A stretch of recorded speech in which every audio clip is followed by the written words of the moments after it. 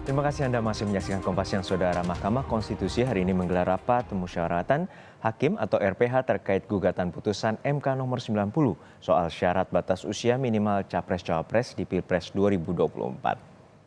Ketua MK Soehartoyo dalam sidang perbaikan permohonan uji materi putusan MK perkara nomor 90 kemarin mengatakan RPH segera dilakukan agar proses gugatan tidak berlarut-larut. Gugatan sebelumnya dilayangkan mahasiswa Fakultas Hukum Universitas Nahdlatul Ulama Indonesia Brahma Aryana. Informasi terkini kita tanyakan langsung pada jurnalis Kompas TV Nanda Aprilia di gedung MK Jakarta. Nanda, hingga saat ini bagaimana jalannya rapat permusyawaratan hakim hari ini dan apakah nanti juga terkait dengan putusan kapan nanti akan dibacakan oleh para majelis hakim atau hakim konstitusi?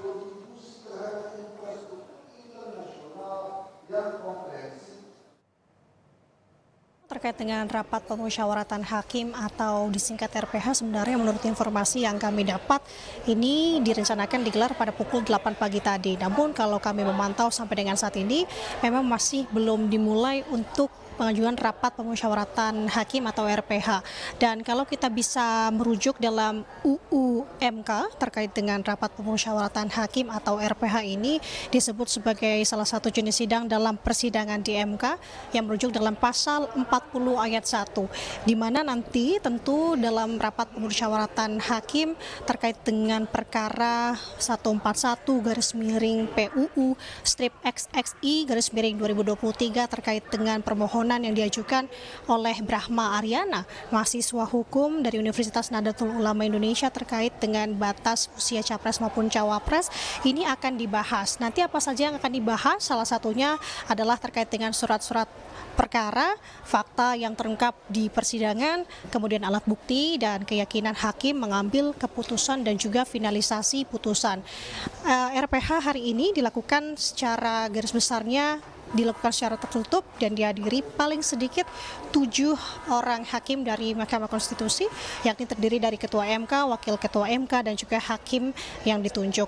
Nanti kalau kita melihat sebenarnya dalam rapat RPH ini apakah ex-Ketua Mahkamah Konstitusi Anwar Usman ini akan turut terlibat atau tidak juga ini menjadi sorotan dan juga kita akan lihat nanti Juno, karena kalau mengingat dari putusan Majelis Kehormatan MK kemarin di mana salah satunya adalah yang bersangkutan ini dilarang untuk mengikuti segala di sidang terkait dengan sengketa pemilu 2024. Nah, kalau kita mengingat kembali perkara yang akan dibahas ini perkara yang diajukan oleh tadi saya sudah sebutkan, yakni pemohon Brahma Aryana. Kemarin juga sudah dilakukan sidang perbaikan yang kedua, yakni ada beberapa dalil yang juga disebutkan dalam perbaikan kedua yang digelar kemarin.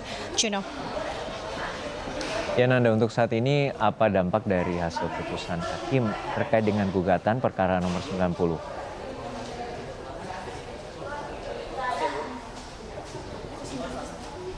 Sebenarnya kalau ditanya terkait dengan apa dampak dari putusan hari ini, sebenarnya kita akan melihat lebih dulu dan juga di ini apa hasil yang disampaikan dalam rapat permusyawaratan hakim atau RPH hari ini yang memang digelar secara tertutup.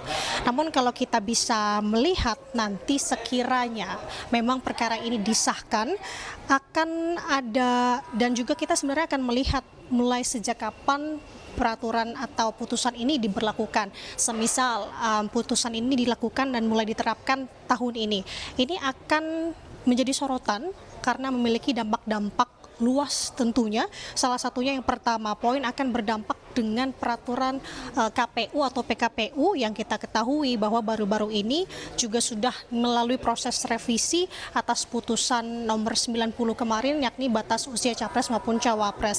Ini juga menjadi sorotan karena untuk saat ini PKPU juga melakukan sudah direvisi begitu ya, di mana saat ini juga kita sudah masuk dalam tahapan pemilu 2024. Kemarin baru saja penentuan nomor urut dan terbaru tanggal 28 November nanti kita sudah masuk dalam masa kampanye kampanye. Tentu ini menjadi sorotan juga dan perlu diperhatikan apa impact ke depannya. Kemudian untuk poin kedua, posisi dari Cawapres Gibran Rakabuming Raka, pendamping dari Capres Prabowo Subianto, ini juga menarik menjadi sorotan karena untuk dari segi umur memang tidak bermasalah, Juno, karena mengingat ini di bawah dari 40 tahun dalam putusan dalam poin pokok petitumnya.